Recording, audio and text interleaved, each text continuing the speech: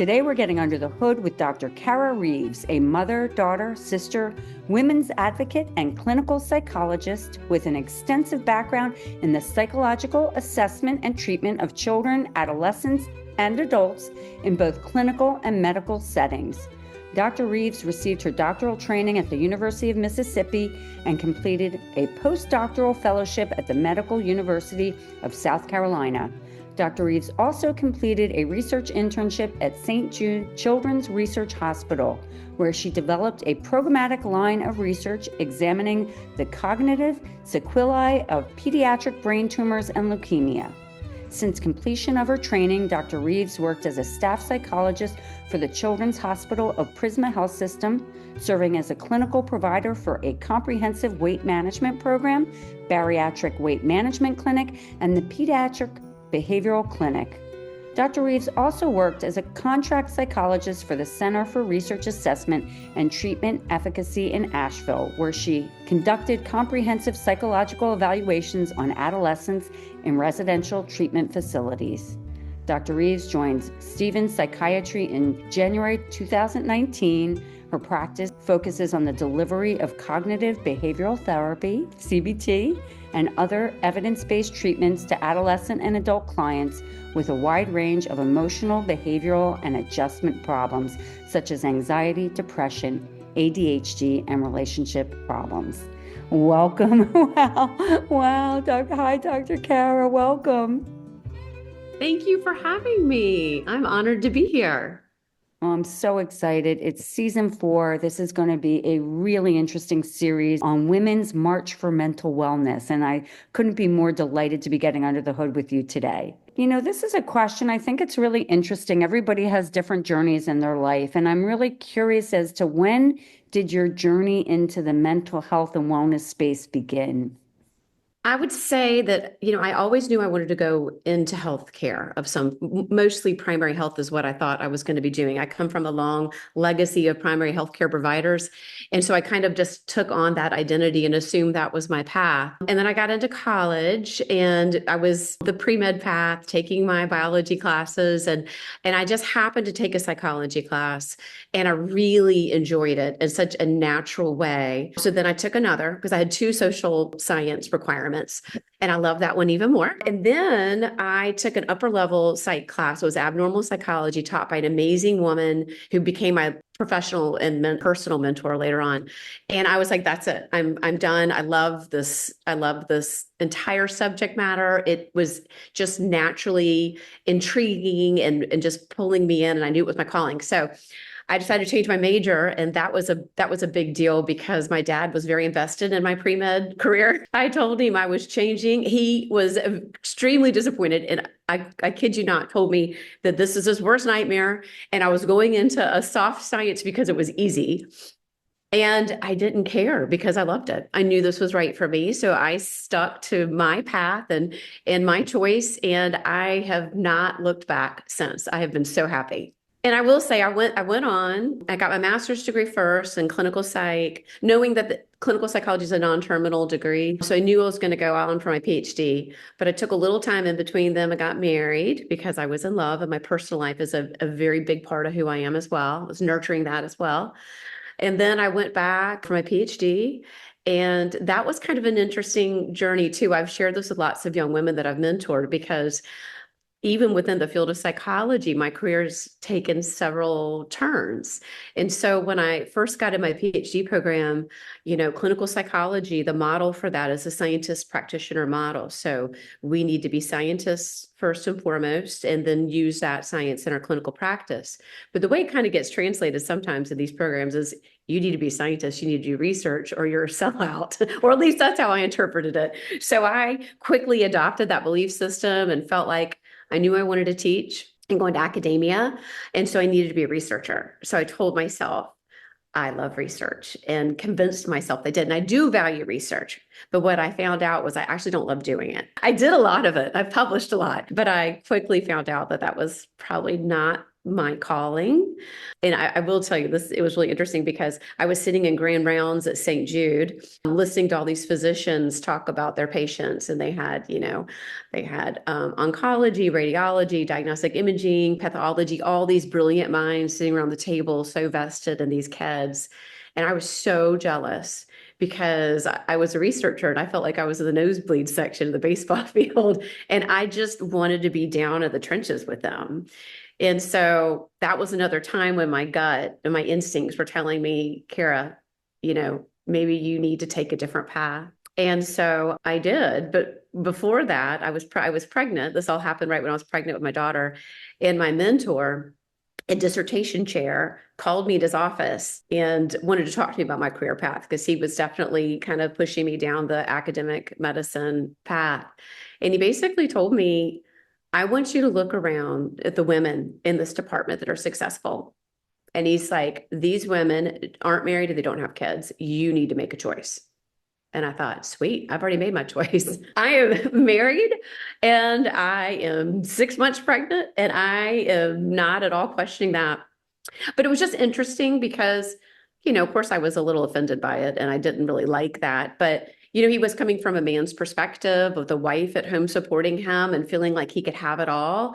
And I just realized, I'm a woman and a mother and I could have a different path. That doesn't mean I have to sacrifice and make a choice. But I also knew I had to carve out my path. Like it was going to be something I had to do with intention.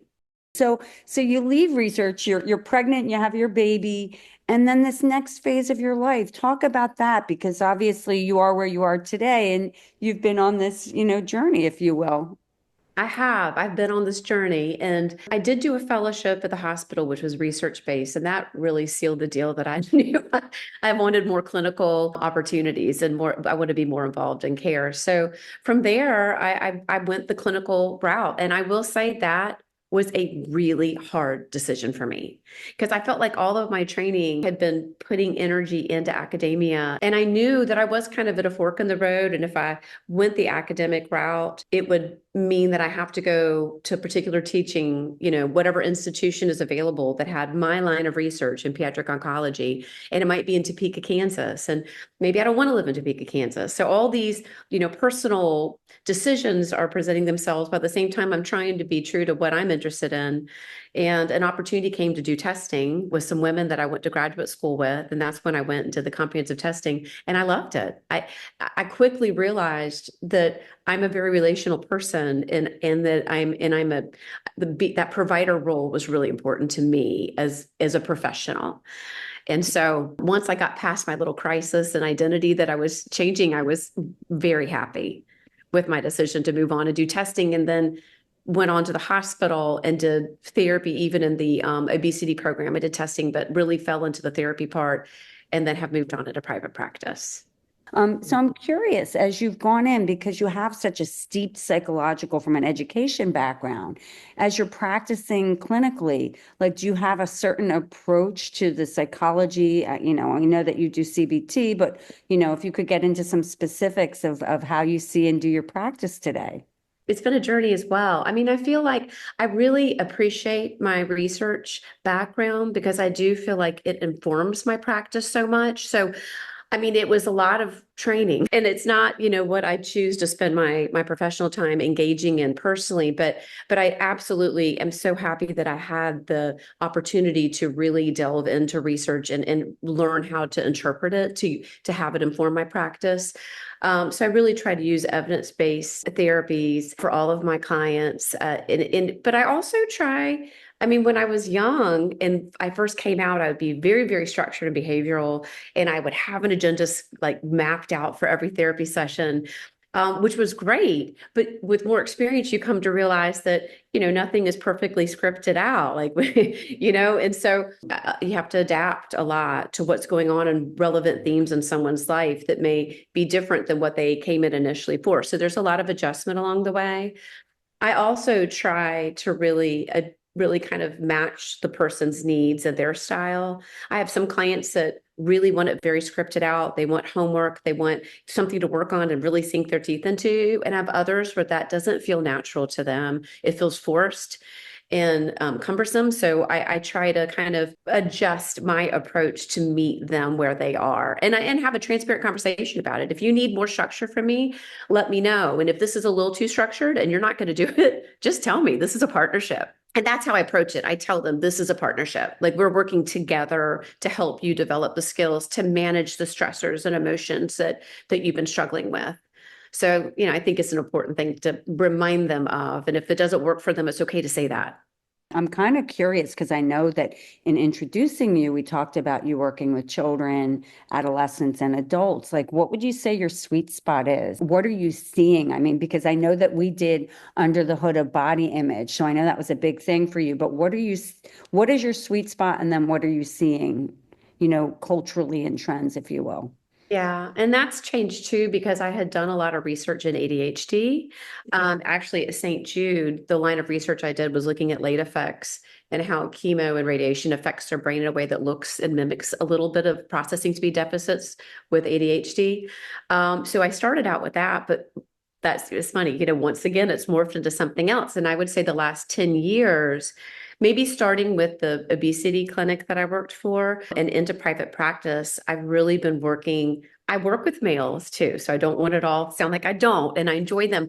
But my practice is mostly girls and women, and I'd say adolescent, young adult, and then women as well. And some of the women I'm very passionate about moms because I feel like moms need to put so much energy into themselves and they tend to give everything outwardly. So that's been, I say most of my practice has been female heavy. And yes, the body image thing I'm glad you brought up because that's another way that my career has shifted again. I was given the honor of working with a company called Girology, which provides educational content with reproductive health and sex ed and physical and emotional wellness. And I brought in to kind of help write content on emotional wellness. And a body image class has been a big project we've been working on for like 2 years. And we're just releasing it. And that is absolutely a passion of mine right now. I am so happy to support girls and women in hopefully having a healthier relationship with their body and partnering with it and experiencing life through it instead of being at war with it and objectifying it.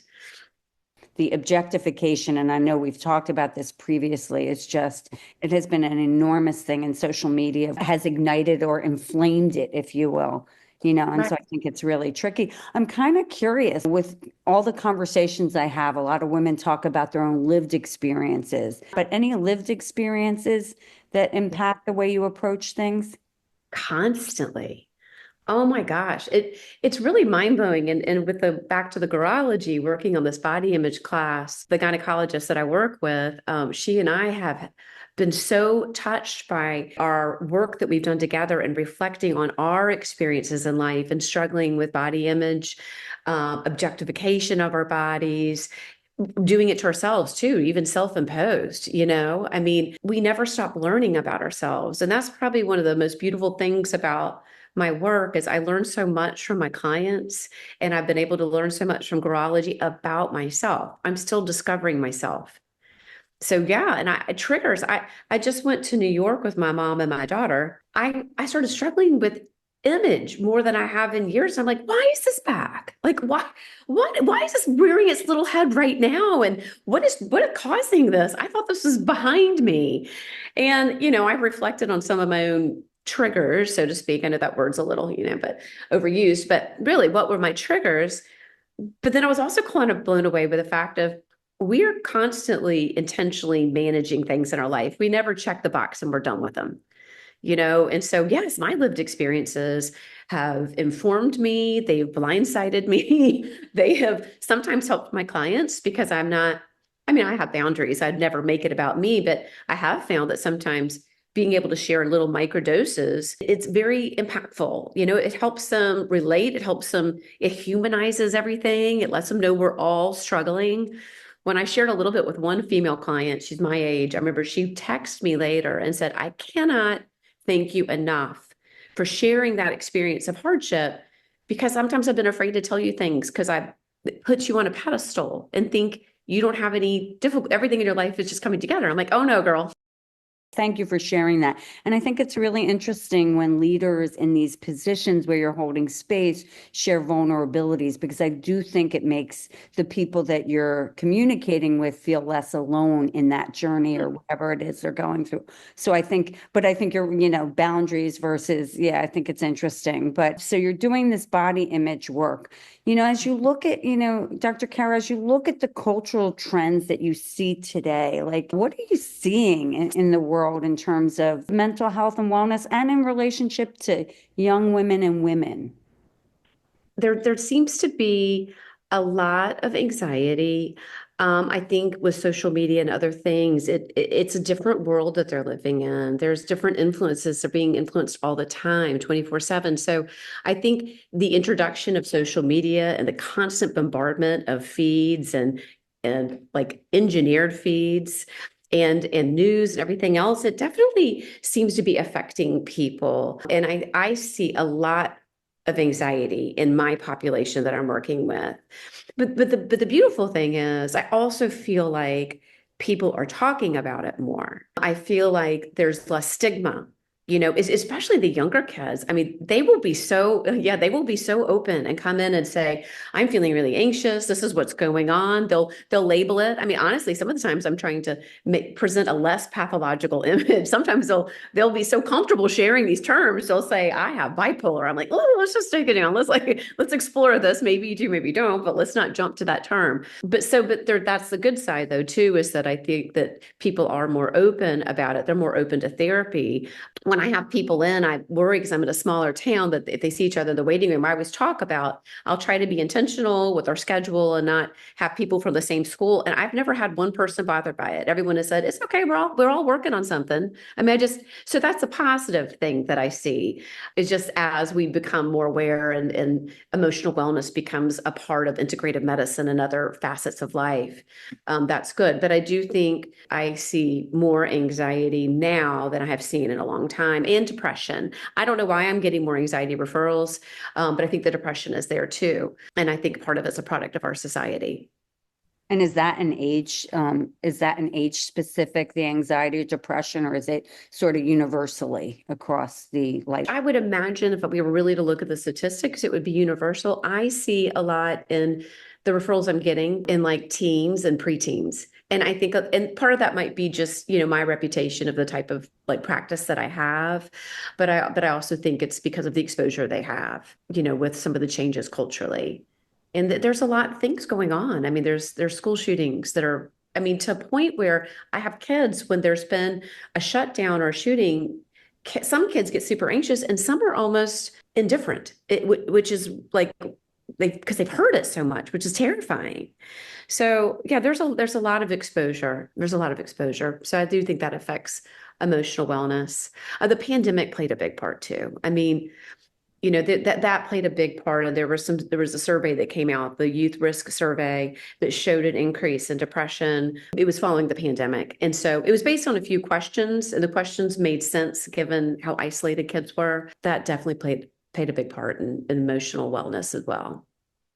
Would you want to talk a little bit about what you've seen in terms of things evolving? In terms of evolving, you Yeah, know, and yeah, the approaches from a psychology, like relational, CBT, all of that type of stuff. yeah, I think they are, and there's a lot more mind, body, and like medicine component that I'm really happy to see. Something that I think for a long time wasn't getting the recognition that it deserved. Of practices, then they're brought into like our therapeutic practices, but also primary care settings as well. And I really enjoyed when I was in a primary care setting, that collaborative component that some of the clinics are bringing, where therapy is a part and, other meditation pieces and that mind body piece. So I think that's a big shift that I feel like I've noticed, in addition to, the evidence-based practices that are more specifically looking at dealing with more acute psychological issues. But that mind body piece is kind of looking at the wellness component, like kind of a preventative piece. And how do we develop skills to offset some of these symptoms for becoming so acute and debilitating. And that is really exciting. And I had a young girl in the other day who was describing having some anxiousness that was kind of getting close, like to an episode of panic. And she told me, she's like, but my mom talked to me. She's like, I did some breathing. And this is her first time she came to see me. She's like, I did some breathing exercises and I tried to quiet my mind.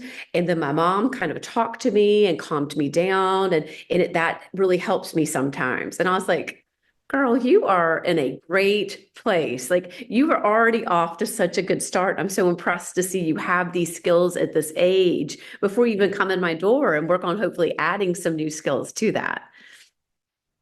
I think that's a really good point, which is the fact that these kids, your clients, your patients are coming in, and as you said, they're much more educated and informed. So they're coming in with a number of modalities or whatever in terms of the way they're handling things, which in a way makes your job, it's like easier to identify how to build from. That must be really interesting. And I want you to talk a little bit about evidence-based care as it relates to psychology, because I think it would be helpful for the audience to understand the difference. And then you talked about the mind-body wellness.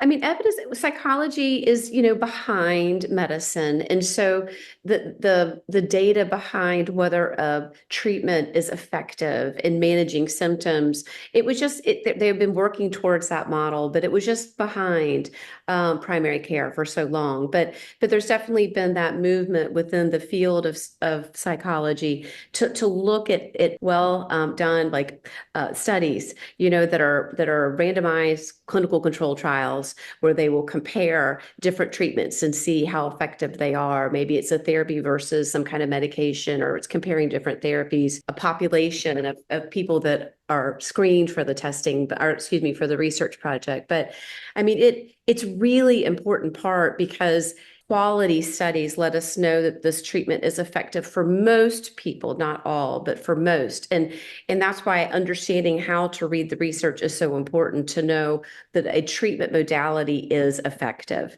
And that's why I love my research training, and not everybody, gets it. And there's different types of research out there. There are some studies that are really well designed and some that aren't. So that's where it can get really tricky. But evidence-based practice is something that is kind of tried and true to something that will work for like depression. CBT, cognitive behavioral therapy, has been around for a really long time. There's some newer iterations of things kind of similar to it that also have data behind it, but that's kind of the gold standard. And it has been shown time and time again to do a really good job at managing symptoms of depression and anxiety. And that's what I use a lot in my practice, along with some other ones like acceptance and commitment therapy. And I don't do DBT, but I love it. I just haven't gotten the training in it, which is dialectical behavioral therapy, which is a great therapy as well. So it is important when you're seeking any kind of therapy that hopefully your therapist is one that values evidence-based practice and treatment modalities.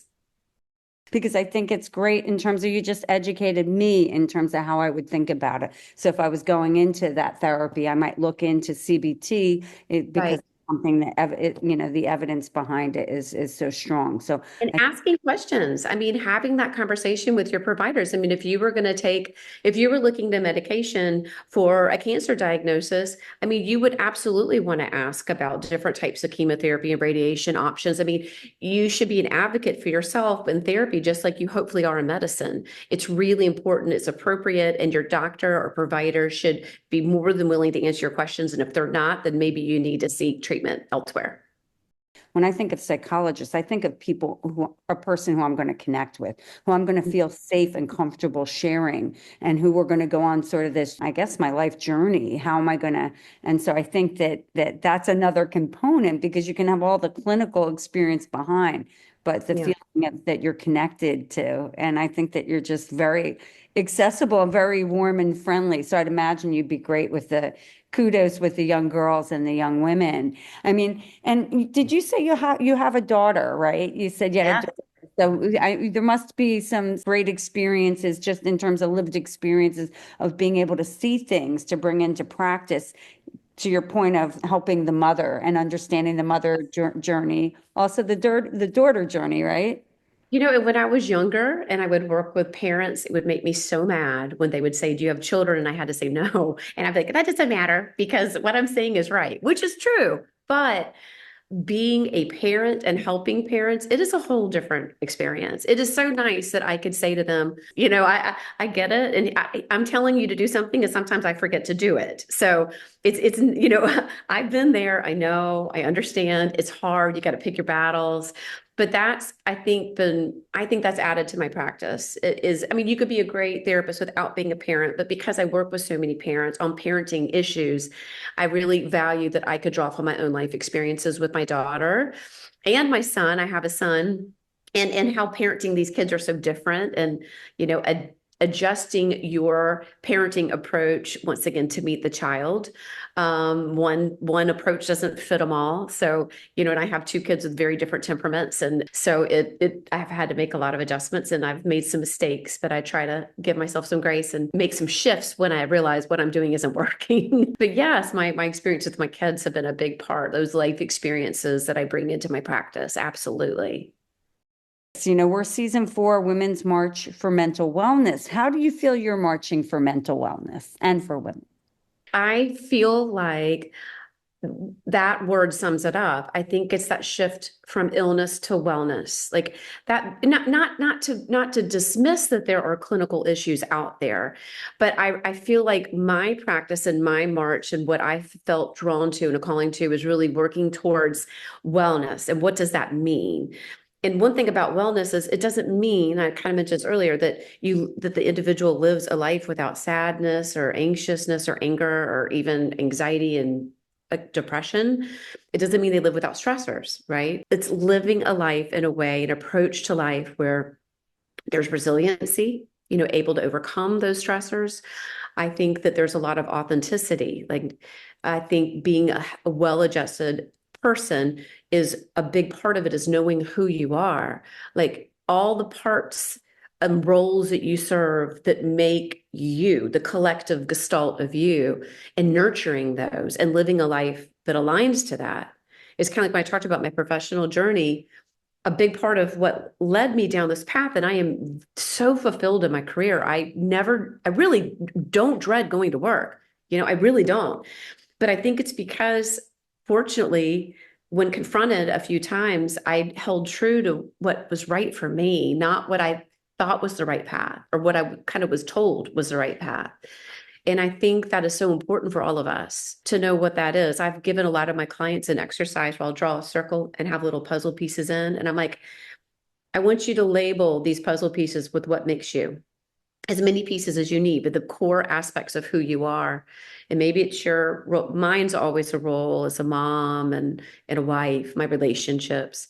It's my profession. But some people, it could be spirituality. It could be adventure. I mean, it could be all kinds. It could be philanthropy, all kinds of things, but what make you you. And as long as we know what that is and nurture that on a regular basis, then I think we will be mostly okay.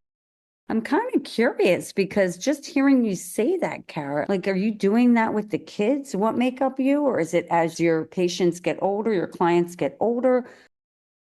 It depends on, obviously it is a little more of a cerebral exercise. So they need to be able to have that level of maturity and introspection. But I'm just thinking of a client that I just talked to a couple months ago who is at an Ivy school and was like in not her healthiest state. And called me and said, I'm not okay. And she was at exams. And we kind of went back and she immediately started pathologizing it. Like, I'm depressed and I'm anxious. And once again, those are real, like, mental disorders. But we took a step back and I said, let's talk about all of you. Let's talk about who you are and what matters to you. And are you nurturing all of that? And she was nurturing her professional self because she was in a very competitive, school, and nurturing that, which was great, but there was no energy left for self-care, for her relationship. She was a very relational person, and she felt disconnected from her friends and her partner. And then she's also a very philanthropic person, and that's a big part of her identity. And she wasn't able to feel like she was giving outside of her profession. So being able to take a step back and say, we got to prioritize this, even when there's a lot of stress. and she was eating out of a vending machine. We've got to practice self-care. So, and let's worry less about calling it depression, anxiety. I mean, she was on medication and managing those symptoms, but let's also take a step back and make sure you're nurturing all of yourself. And she, on her next session, came back and said that was helpful to me. I was able to recognize I can't lose myself during times of stress. And that's what she felt like she'd done. She lost most of herself and was focused on one thing. Must be such interesting work doing that every day. I know these I love conversations it. are for me, but I'm like, wow, because if you can help sort of guide your clients through these experiences in ways, and I like the fact that you're delabeling things. Yes. Not that they don't have those clinical things, but if you just focus on the labels, that's the place you're going to stay, And right? that is so important with some of the younger ones as well, because particularly adolescence is a time that we're creating an identity. And I've seen a tendency because the stigma of mental illness is not what it used to be and it's more accessible. I've also seen kids come in that are taking that identity on unnecessarily as their sole identity. Like I'm sick, I've had teenagers say because I'm mentally ill. And so a lot of my practice has been normalizing this experience that the emotions might be really strong, but we could bridle them, and it doesn't mean you're a mentally ill person. It means you're a person whose emotions have taken over, and we just need to develop the skills to learn to manage them more effectively. I'm very passionate about that. And I share that with parents because I think, parents want to make sure their kids are getting healthier and not feeling like they're as healthy because of me, but because they're managing this better and they can move forward with those skills and they won't need me anymore. That's the whole goal. Well, I think that you hit on something, which is as a practitioner or clinician, normalizing it. It's not that Mhm. you're not addressing the underlying mental Right. illness, but when you shift the focus, the opportunities open up in a different kind of way, right? Yes. Yes. It's very important to me. I mean, and also sharing, like I've shared with some of my kiddos, like whether it's some sadness or anxiety, because I definitely have the anxious mind. Just saying, when I have been anxious, this is what I've done. We all get anxious sometimes, and I try not to even I don't talk about anxiety. I don't talk about depression with the young ones. I'll say sadness and nervousness or fear, or anxiousness to try to once again, kind of normalize the experience of emotions, even the emotions that are uncomfortable, we're all going to experience. It's being able to tolerate them and manage them. How did you come about that? How did you arrive at this sort of methodology, if you will? It wasn't necessarily intentional. I think that came through practice and seeing people respond to treatment and recognizing the influence a therapist can have.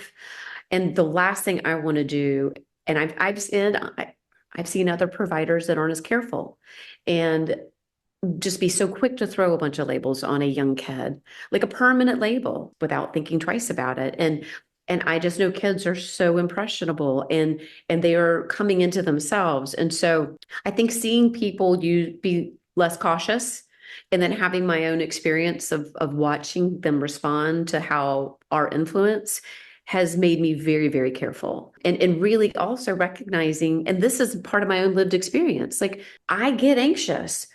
I've struggled with sadness. I've struggled with like we all have these. I mean, is everyone mentally ill? No, we're humans. We just part of the human lived experience, there is suffering, but we want to have resiliency in those moments. And that's, I think, a big part of what I want women and girls to hear that we can become resilient and overcome these hardships, that we can be strong and get through it and still suffer, but be able to move on.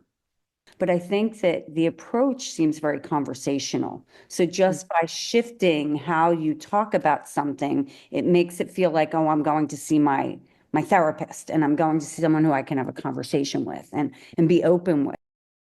And the other thing is, I mean, some of the adults that I work with too, it's the same thing. And we never stop growing and evolving. And so as long as we realize that, we can have a tremendous impact. Well, just because we're, middle-aged doesn't mean we don't continue to grow. Hopefully, I want to continue. I don't want to peak. I want to keep evolving as long as I'm here. And so, being able to do that with adults as well can, yeah, the kiddos are fun because they just absorb it up. They're just like, if they absorb it, they absorb it. Adults sometimes can be a little bit more skeptical, like it's not going to work. They've had a lot of experiences that have been hard where maybe they haven't had the successes they want. But I think once they can experience that success and feel these meaningful shifts, even if they're small in the beginning, it can have an impact there as well. But I think you're right. I think it's more challenging as you age to make those big changes and to be consistent with it. Like I know that my mind wants to do something. I'm using my mind universally. I know I want to do this and make this change, but putting it into action is really hard as we get older. You can't ever coast, really. You have to constantly be intentional about what these different processes you're trying to put in place and be consistent in their use. And the moment that you stop, it starts to creep back. I just had that where all of a sudden I was getting worked up, and I could tell I was just spiking in my reactions, like in a way that I normally don't. And I was like, oh, okay, I gotta pull back a little bit and like readjust. And I could do it. I could do it. I just got to put a little more effort into it. Well, I like the fact that you just shared that because it just shows that even in that you're in this capacity of this leader position in a room, you're still human, you're still vulnerable, things still happen to you. And so I Mhm. think it's really amazing. I have one last question, but before we get to the question, I do want to open it up. Is there anything you'd like to share about mental health wellness? Anything beyond what we've talked about before I ask the last question? I don't feel dire about the state of people, and I don't feel like we're in a horrible place, and that I feel like sometimes gets projected a little bit. I think that there are unique challenges we have because of our culture. I think in some ways other things have gotten better. I think the fact that psychology and mental wellness is such a more common conversation and people are more open to it is very encouraging to me. And so I am a little bit of an optimistic person. So there might be other providers that would have a different opinion, but I feel like things are moving in the right direction. And I hope that people can be open to bringing these practices in their daily life so that the experiences they have, their life lived experiences, are in line with what they want to get during their lifetime. And we can do that. No, well, I think the fact that you put it the way you put it, which is that you're optimistic and looking at, I think the picture that you're seeing is that because psychology, because the stigma has been being taken out of it, if you will, when you think about the professional athletes and what have you coming out, has opened up the conversation. And I think when you start to dismantle those barriers to that conversation, we can look at things more optimistically. I mean, it'll be curious to see what the future holds. I hope that you're right. I have one last question, which is, this is your platform to give a message to women of all ages, of all backgrounds, of all cultures from around the world. What do you want to share with them? I really think that the message I want to send, and I've tried to send in my practice, is getting back to what I said about my own life journey. It's really focusing on who you authentically are, like knowing who you are and being true to that, not trying to be something else that's just not really who you are, and hold on to it and let that guide you in your decisions in life. And I feel like that is such an important thing to do. We'll have so much more fulfillment from that process. I love that. Know who you are and being true to your authentic self. I just absolutely love that. This has been an incredible conversation. Thank you so much for getting under the hood with me and for sharing your life story. Happy to do it. I enjoyed it. We are one. Thanks for listening to Under the Sisterhood. If you haven't already, please give us a quick rating and review on Apple or Spotify. And make sure to follow us on Instagram, Facebook, YouTube, and LinkedIn so you can hear from more amazing women. This podcast is created and hosted by Under the Sisterhood LLC and Elizabeth Elfenbein, produced by Elizabeth Elfenbein and Matt Butler, and edited by Matt Butler. The music is by Ayla Schaefer. Her song, Rose.